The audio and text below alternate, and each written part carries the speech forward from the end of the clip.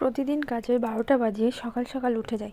আজ উঠতেই চাইছে না। ওঠাতে চাইলাম, তাই কত বাহানা। তারপর ভাবলো আমার উঠে তো বদমাইশি করতে হবে, তাই উঠে গেছে।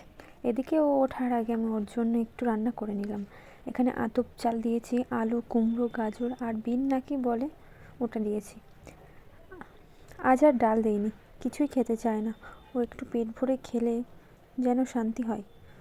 সব মাই চায় বাচ্চারা একটু পেট ভরে খাক, কিন্তু তারা তো বুঝতেই চায় না যে তাদেরকে সুস্থ রাখার জন্য তাদের মায়েরা সব করতে পারে। জানো তো, আগে ভাবতাম যে মা হলে কত জ্বালা, কিন্তু তারপরেও শান্তি আছে। ও যে কি দুষ্টু করে আর রাগ, সেটা যেটা চাইবে সেটাই দিতে হবে। ওর কোনো জিনিসের অসুবিধা রাখিনি। ওর কত খেলনা জানো, ওর কিছুই পছন্দ হয় না।